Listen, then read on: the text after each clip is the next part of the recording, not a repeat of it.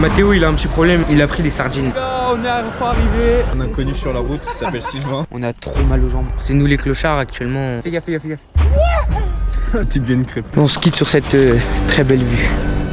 Avec le sac là, ça commence à faire des sacrés boutons. Voilà, on a craqué. Arrête, la vie de ma mère, arrête. Bah moi j'ai mal au genou. Le cagnard, c'est un truc de ouf. Faites pas beau. Va-t-il finir sur le Telegram? Ma tante, elle a déjà des petits soucis, les gars. Y'a les gars, j'espère que vous allez bien. On se retrouve pour ma toute première vidéo YouTube, les gars. Donc vidéo GR20. Donc voilà les gars, ça fait un moment que je taffe dessus. J'espère que la vidéo vous allez kiffer. En tout cas, merci à vous d'être présents pour cette toute première vidéo. Alors les gars, je préviens tout de suite en termes de montage, j'ai essayé de faire au mieux, mais les gars, vous m'en voudrez pas trop, c'est ma première vidéo. Aujourd'hui, je vais vous présenter l'aventure qu'on a vécue à 3. Alors j'espère que vous allez kiffer parce que les gars, c'était magnifique. Et je vous conseille vraiment de rester jusqu'à la fin. Vous êtes les premiers à voir ma première vidéo YouTube. Donc les gars, n'hésitez pas à vous abonner, liker et partager pour donner de la force. Bon, premièrement, je pense que le plus facile, ce serait de vous présenter le GR20. Donc on part sur ça. Traversant la Corse du nord au sud, le GR20 est réputé comme la randonnée la plus difficile d'Europe. Ce sentier mythique s'étend sur 180 km avec un dénivelé cumulé de 11 000 mètres. Le parcours est divisé en 16 étapes que la majorité des randonneurs réalisent en 16 jours. Nous, on voulait le finir en 10 jours. Ok les gars, donc comme vous pouvez le voir, on s'attaque à un beau petit bébé. Donc voilà, nous on visait en 10 jours. Les gars, 10 jours c'est vraiment pas mal parce qu'en gros ça fait que vous devez doubler certaines étapes. Vous devez aller plus vite que les autres randonneurs en général. Il y en a beaucoup qui font en 10, 12, 14, 16 jours. Il y en a aussi qui le font en version plus rapide, en 6 jours. Mais là ils prennent pas de ça, ils prennent rien. Personnellement j'ai toujours fait un peu de sport, que ce soit du foot, de la muscu, de la course à pied, j'ai même fait un peu de boxe, hein, voilà, j'ai touché un peu à plusieurs choses. J'ai jamais excellé dans un domaine, mais voilà, je suis quelqu'un qui est, on va dire, plutôt sportif. La randonnée, ça n'a jamais été quelque chose à laquelle je me suis vraiment intéressé. Même si j'ai un grand-père qui kiffe faire ça et tout, ça a jamais été quelque chose qui m'attirait. Je trouvais que marcher des kilomètres, c'était un peu n'importe quoi. Je sais que des fois ça pouvait être beau tout ça, mais moi c'était pas quelque chose qui m'intéressait de fou, la randonnée, vous voyez. Et donc la randonnée, le GR20, c'était vraiment quelque chose que j'y connaissais rien, jusqu'à ce que ce jour arrive. Comme un dimanche, je prends mon téléphone puis je me pose dans mon lit tranquille. Je lance YouTube et je tombe sur une vidéo d'Inoxtag, 5 jours pour traverser la Corse, le GR20. On se met devant et puis je prends une vraie claque.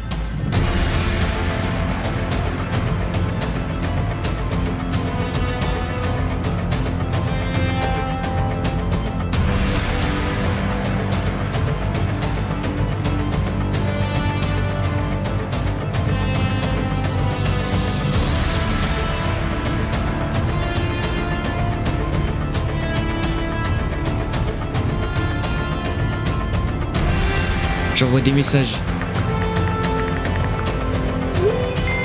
Les gens aussi trouvent ça magnifique. Mais bon. C'est un peu comme toutes les vidéos qu'on voit sur YouTube. Voilà, le premier jour on est un peu marqué. Et au fur et à mesure des semaines on oublie un peu ça. Le GR20 c'était quand même quelque chose que j'en avais parlé autour de moi une fois que j'avais vu la vidéo. C'était vraiment quelque chose que je trouvais beau. Mais voilà, ça s'est oublié et j'y ai plus vraiment pensé. Vas-y, dis-nous avant. Vas-y. Vas-y, dis avec moi. Tout le monde. Non, la vie de ma mère, moi je sais pas. Le beau gosse qui va faire son GR20, le beau gosse. Roméo, t'as mis sac à dos de saison de Fortnite? La petite blague d'Edgar qui passe bien, mais bon, comme vous avez pu capter les gars, donc là c'était mon anniversaire, mes potes m'ont offert les chaussures plus le sac à dos. Donc là c'était bien beau tout ça, c'était super. Moi j'étais content de partir, mais j'allais pas partir tout seul. C'est là qu'interviennent les deux frérots, Mathéo et Edgar.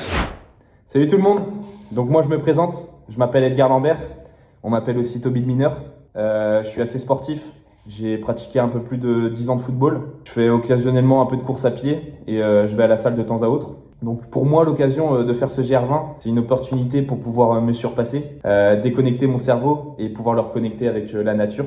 Donc Roméo, Mathéo et moi, on se connaît depuis le début du BTS, où on a passé 2 années formidables ensemble. Cette occasion de faire GR20 en fin de BTS, on ne pouvait que la saisir, car ça a pu encore plus nous rapprocher entre nous trois. Voilà. Bonne vidéo les gars. Allez, ciao.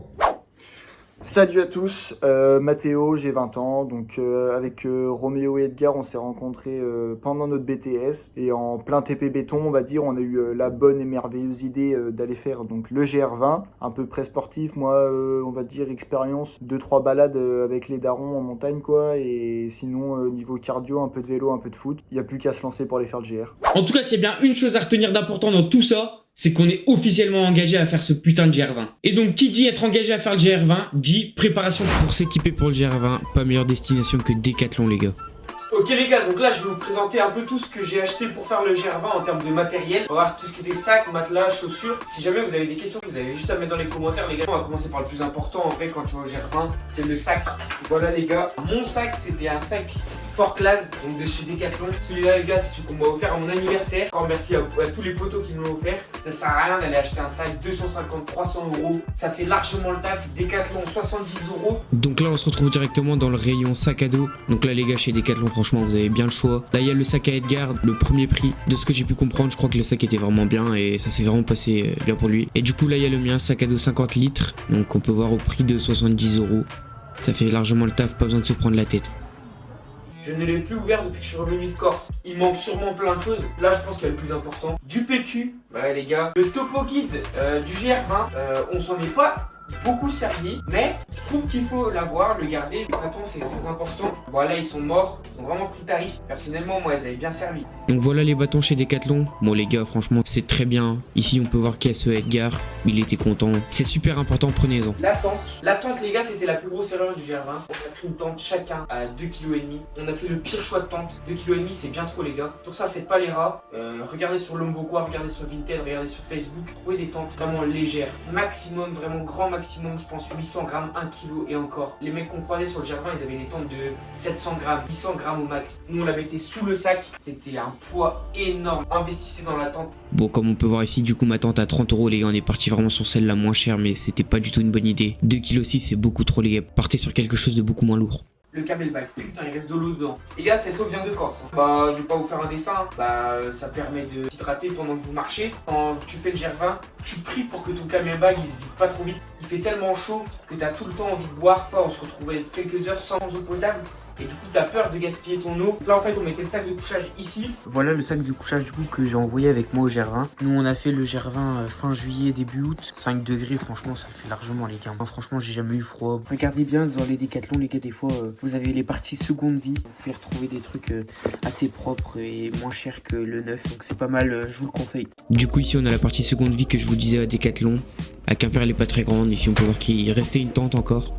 Et puis sinon les sacs de couchage à Decathlon, bah c'est parfait. Bon ils sont un peu chers, 55 € et 75 € pour les 5 degrés. C'est pour ça que je vous dis de regarder les secondes vies. Là il y avait une petite poche, c'était surtout des ravitaux qu'on mettait, des barres de céréales, des bonbons qu'on pouvait acheter. Et sinon aussi les gars, j'ai là la paire de chaussures qui m'a accompagné donc pendant mon GR20. Pareil, c'est grâce à mes amis qui me les ont offerts. J'ai décidé de partir sur un modèle comme ça. Je regrette pas du tout mon choix. Pour ceux qui veulent la rêve, c'est des Salomon X Ultra Pioneer 2. Pour faire le GR20 c'était parfait. Franchement perso, rien à dire sur cette paire. Donc voilà ma paire à Decathlon toute neuve. Il y a plein de paires les gars, franchement il y a du choix là-bas. Voilà il y a des styles comme ça, moi c'est pas trop mon truc mais pour ceux qui kiffent. Et sinon il y a aussi les montantes, moi j'étais parti sur un modèle bas mais il y a aussi les montantes. Au niveau des plats sur le GR20 il y a aussi les plats lyophilisés, donc voilà vous pouvez acheter ça à Decathlon, du riz poulet curry. Ici on peut voir le matelas qui m'a accompagné pendant le GR20, donc franchement ça fait largement le taf. Là on le voit déplié en grand, c'est parfait. Sinon il y a aussi ce genre de matelas mais franchement ça prend beaucoup trop de place et je trouve pas ça intéressant. Donc voilà les gars, ici c'est le site en fait quand vous voulez réserver vos nuits dans les refuges au GR20. Et en fait tout simplement nous on a appris que tu choisissais ton refuge, tu choisissais ta date, tu vois, le jour où tu pars, tout ça, 31 mai, hop, tu choisis ta nuit, et après tu regardes les calendriers de disponibilité, et après tout s'affiche, tout ce qui est en vert et rouge, c'est tout ce qui est bon, et tu prends, et c'est comme ça qu'on réservait nos refuges en fait. Donc voilà, niveau matériel, on était plus ou moins prêts, mais il manquait quand même une préparation dans laquelle on ne parle pas, mais c'est la préparation physique. Si je prends mon cas personnel, moi, je me sentais plutôt bien. Ça veut dire j'allais courir souvent, j'étais en forme, je fais de la muscu, tout ça, donc je m'entretiens quand même assez souvent. Donc je me sentais quand même capable de pouvoir le faire. Edgar, c'est un footeux. C'est pas forcément un mec qui était très sportif quotidiennement à la base, mais pareil, pour préparer le GR20, il a beaucoup couru. Et puis Mathéo, les gars, Mathéo, c'était un mec rien à craindre. Il a fait du vélo de fou depuis tout petit. On était sûr que physiquement, lui, pour faire le GR20, c'était carré de fou. On se sentait plutôt prêt. Et puis on a quand même réalisé nos randonnées sur les côtes de la Bretagne, les gars, entre Douarnenez et la Pointe du Raz, pour ceux qui voient. Donc c'était un bel entraînement, c'était super beau, franchement c'était magnifique. Les côtes bretonnes n'ont rien à envier aux autres côtes.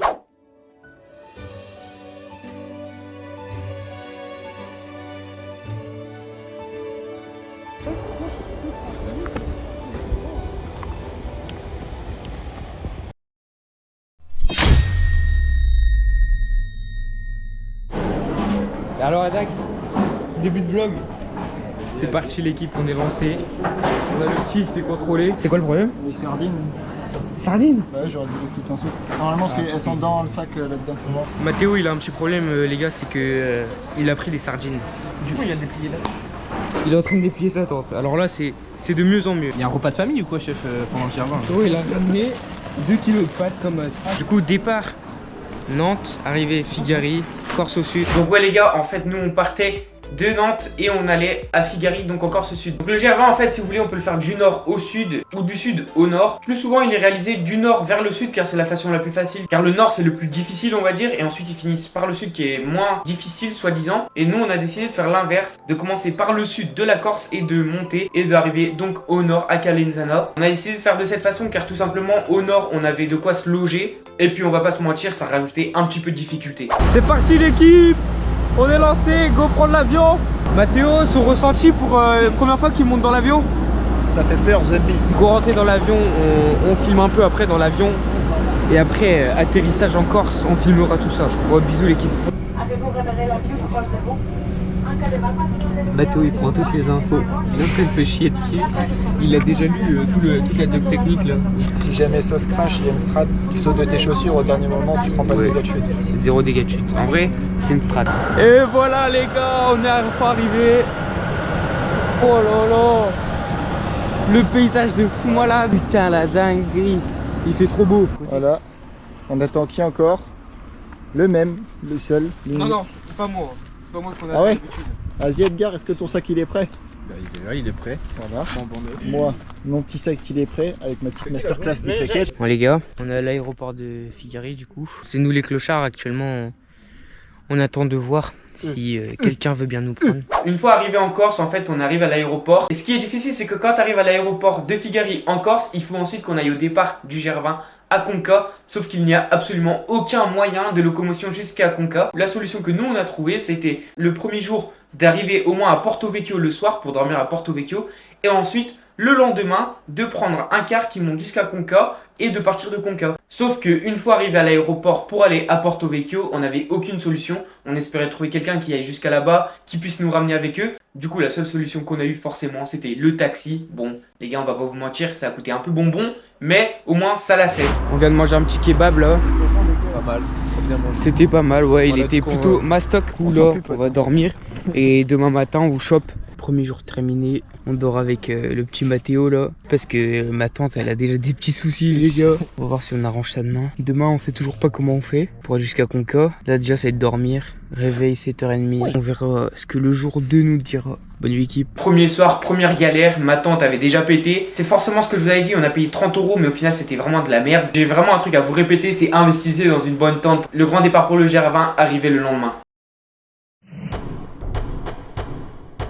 Réveil 6h du mat. On n'a pas très bien dormi cette nuit. Il y avait du bruit de malade. Et voilà ce qu'il y avait dans Fourmilière. fourmilière sur le matelas à Mathéo. Là, bien dormi. Là, on va prendre une petite douche, histoire d'être propre pour commencer le GR. Et après, on va à la recherche de comment aller jusqu'à Conca. Bon les gars, on est dans le car direction Conca. Là, il est 9h52. À la bourre un peu. Ouais, il est 10h, je pense vers 11h on commence le GR. Là, on a la petite vue sur les bateaux, toujours à Porto Vecchio. Bisous l'équipe. C'est l'heure du grand départ. On a déjà fait quoi? Ouais, 600 mètres là à pied. Le cagnard. Un cagnard. C'est un truc de ouf. Le soleil, il tape sa mère. On est au départ, les gars. Le GR20, On a déjà fini. pour le coup, est vraiment lancé. On a la petite pancarte là qui dit que c'est le début. Les gars, nous y est. Vraiment, on est lancé. Même si on est déjà en train de transpirer sa mère. On se retrouve là-haut, l'équipe. Bisous. Et donc voilà les gars, c'est de là que part le GR20. Bon, on était en transpiration. Pour commencer le GR20, directement, on a une montée de ouf. Il était vraiment midi. C'était un cagnard de ouf. Il faisait hyper chaud, je m'en rappelle encore. Je pense que carrément, on n'était pas encore arrivé au GR20, mais c'était l'une des étapes la plus difficile de tous. Et c'est donc à partir de là que notre périple a commencé. Ça fait 2h30 qu'on m'a... Wesh. Là on va se faire une petite pause pour manger. Et après il restera 4 km 5 pour arriver. Donc on a fait large plus de la moitié. On a fait 2 tiers. Un peu moins de 2 tiers mais on y est presque. Pour l'instant ça va, mais c'est surtout qu'il fait hyper chaud. Et que là on entame direct avec de la montée de malade.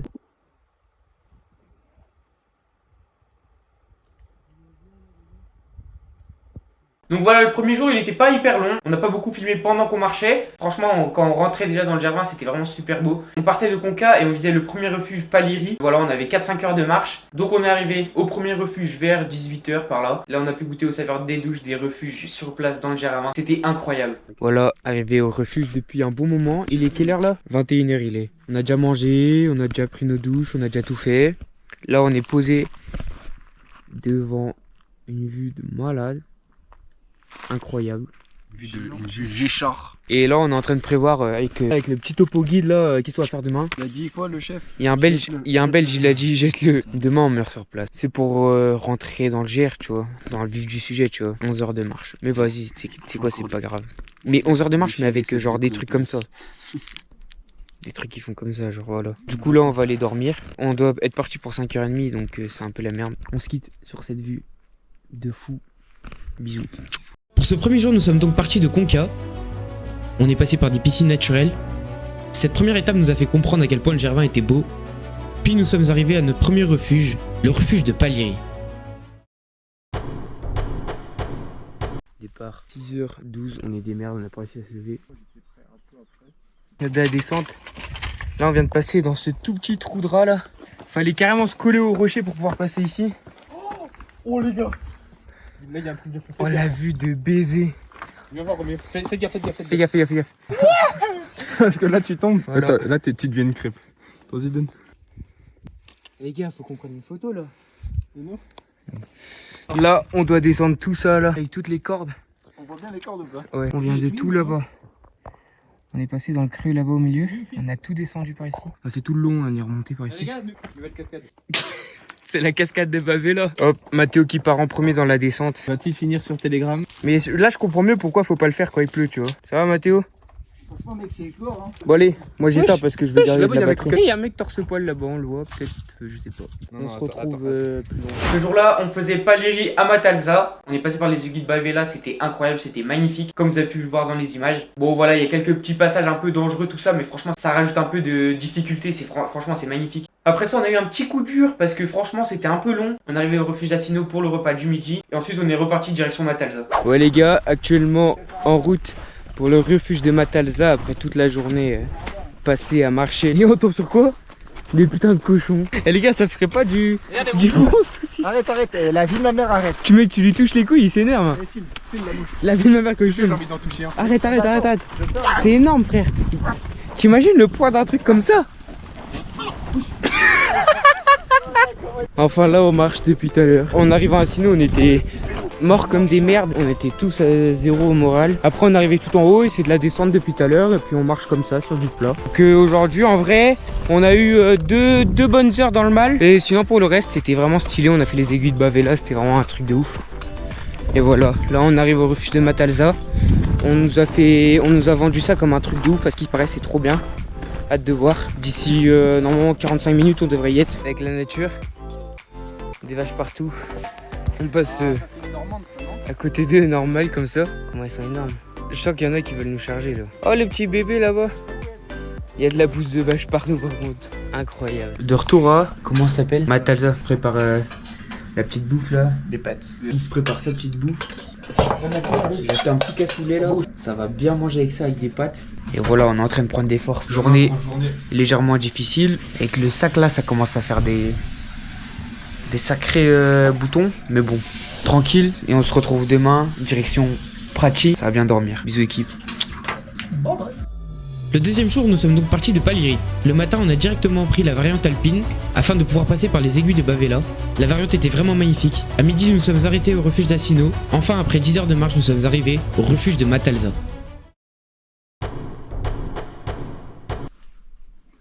Il est levé depuis 1 heure. Ça, c'est être un Sigma.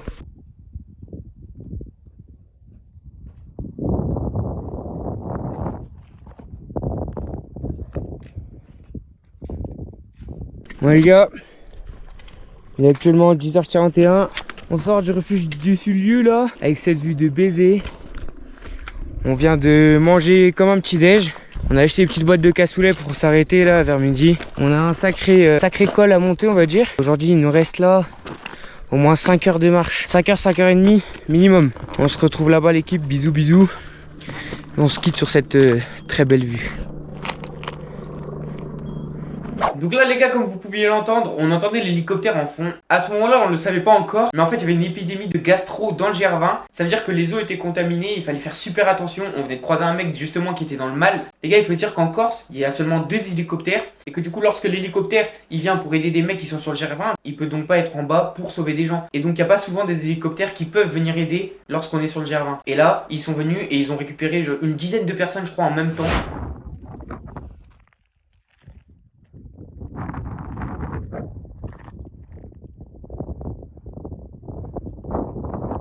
Bon bah voilà les gars, jour 3 terminé, arrivé au petit refuge de Prati.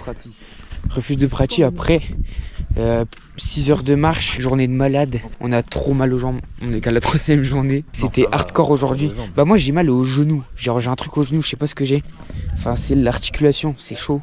Demain on a 33 km, mais normalement c'est à plat. Mais c'est chaud quand même, grosse journée qui nous attend demain. Un Mathéo aux casseroles, qui fait les pâtes devant ses petites jus. La vue incroyable encore une fois. Les douches aujourd'hui elles étaient très froides. Les WC c'est toilet turc, c'était chaud un peu. C'est clair. Moi je sais pas comment elle a fait. Moi j'étais en transe alors elle. On se retrouve demain l'équipe pour le suite. Bisous les gars, à demain.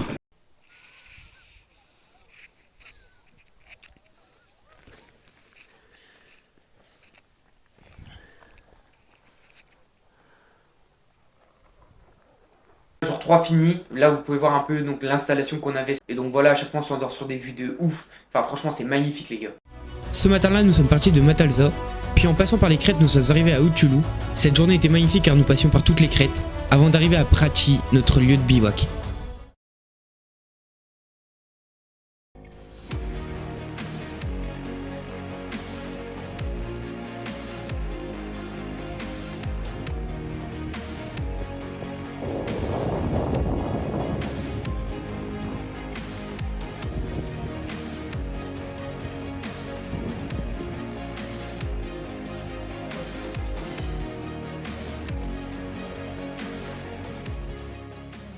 Bien arrivé à... Faites-en bon. Voilà, arrivé moitié du GR dans les poches. Voilà, maintenant on va aller au nord. Et le nord du GR20 on lui dit quoi? Aise le nord. Ouais. Là on va se faire un petit repas de chef, un petit repas de roi, petit burger dans un hôtel. On filme ça, on filme ça. Voilà, on a craqué. Petite pause dans un restaurant. On s'est fait plaisir. Voilà. On a trouvé un inconnu sur la route, il s'appelle Sylvain. Il a 32 ans. Voilà, on se régale, on se régale. Donc voilà les gars, on est arrivé à la moitié du GR20 ce jour-là. Comme vous avez pu le voir, on a rencontré un mec sur le chemin, Sylvain. Sylvain, si tu passes sur cette vidéo, bisous à toi. C'était grave un bon, il venait du Pays Basque. C'est ça aussi le GR20, c'est pouvoir rencontrer des gens, faire des liens, faire des amis. On a gardé contact, il était trop sympa. Et du coup on a partagé une partie du GR20 ensemble. Ça veut dire à partir du 3e jour plus ou moins, on a commencé à marcher ensemble. Jusqu'au 5e, 6e jour, on s'est pas lâché. Lui il est parti tout seul, voilà, donc il a pu faire des rencontres aussi de son côté. Franchement le GR20 les gars, ça peut se faire entre amis, tout seul, ou rencontrer des gens directement sur place avec qui tu fais le GR20 par la suite. Cette 4e journée, nous sommes partis de Prati.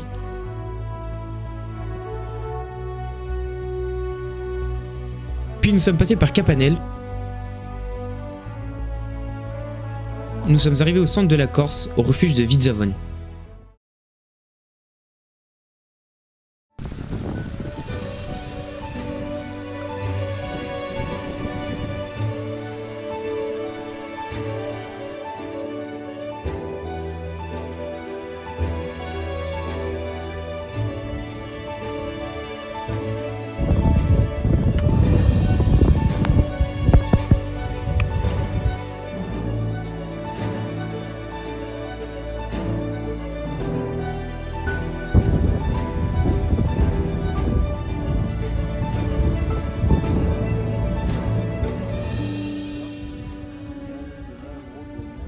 Donc voilà les gars, à partir du jour 5, la fatigue se fait ressentir. À partir de là, j'ai plus trop filmé. Je vous mens pas, à sortir la GoPro et tout ça, j'avais vraiment du mal. Le sac était hyper lourd sur le dos, de devoir l'enlever pour pouvoir reprendre la GoPro et tout filmer. J'ai commencé à avoir la flemme. Du coup, à partir de là, c'est plutôt des vidéos qu'on filmait avec notre téléphone au format vertical, voilà. Vous pouvez quand même voir comment c'était magnifique.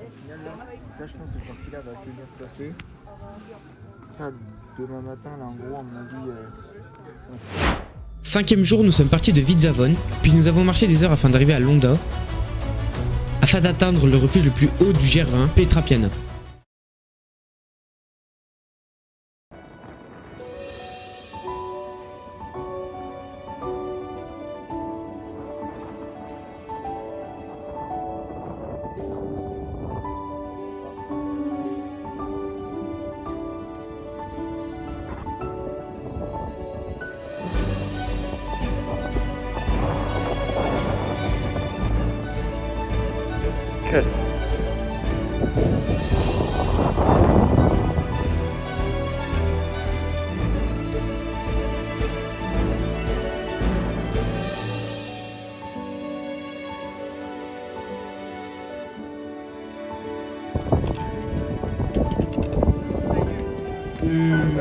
Là, t'as abusé. Après, toi, tu l'as fait.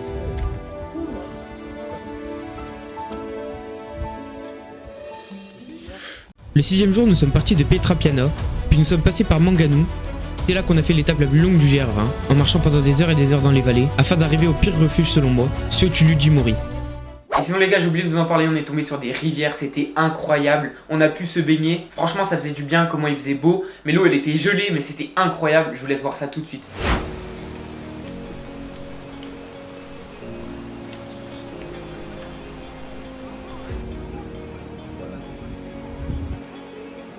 C'est la merde, les gars. Je crois qu'il faut que je saute. Wesh, il est haut, sa mère. Il arrive.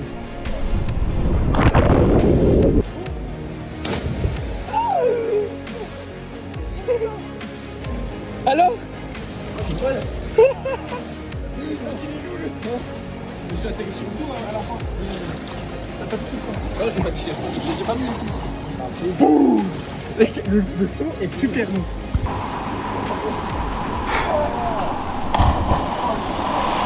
Le salto quoi. Vas-y, tente le salto. Ok, Sylvain. Il se chie dessus. Il est parti. One life.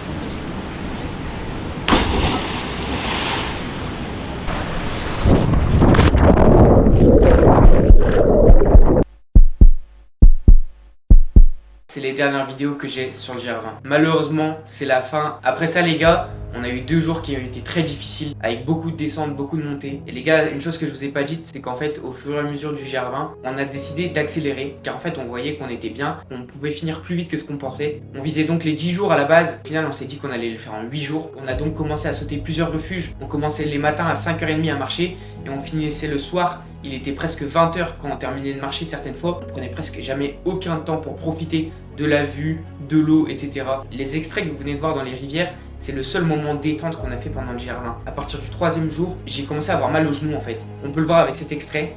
Bah moi j'ai mal au genou, genre j'ai un truc au genou, je sais pas ce que j'ai. Enfin c'est l'articulation, c'est chaud. C'était quelque chose à laquelle je m'y attendais forcément pas, mais en fait je crois que je suis touché par le syndrome de l'essuie-glace. Je vous laisse un petit extrait pour vous expliquer qu'est-ce que c'est. Et lorsque tu cours, le tendon se déplace suivant les mouvements de flexion et d'extension du genou. Et courir trop longtemps, trop souvent ou sur des terrains difficiles peut irriter et enflammer ce tendon. Les symptômes peuvent inclure une douleur vive et brûlante sur le côté du genou qui apparaît pendant ou après la course et qui empêche de continuer. J'ai beaucoup trop forcé dessus, on allait beaucoup trop vite, c'était tout simplement impossible pour moi de plier le genou. Et donc c'est moi et Edgar qui avons décidé d'arrêter le GR20. On ne se sentait plus de pouvoir le continuer. On croisait les gens qui revenaient du Monte Cinto le même matin que nous. Les gens nous voyaient sur le chemin en train de marcher. Ils me disaient que c'était pas intelligent de continuer le GR20 dans cet état. J'ai fait le choix de m'arrêter. Et Edgar, qui lui aussi avait mal aux jambes depuis 2 jours, il a décidé de me suivre et d'arrêter donc à Tiguetu. Donc voilà les gars, on est allé jusqu'à Tiguetu, on s'est arrêté. Ça fait mal au cœur parce qu'en fait il restait plus que quelques étapes. J'aurais aimé pouvoir dire que j'ai terminé le GR20. Et ça ce n'est que partie remise, je sais que je le referai une 2e fois. Mais cette fois on fera les choses plus intelligemment, on ira moins vite, on prendra moins de poids, on prendra les bonnes tentes, on fera les choses bien. On a lâché Mathéo le vendredi midi. Et dites-vous qu'on a récupéré Mathéo le samedi midi. Donc lui voilà, en 24 heures il a bouclé ce qu'il y avait à finir au GR20. Il a fait ça hyper vite. Et donc on l'a récupéré le lendemain matin à Calenzana, sain et sauf.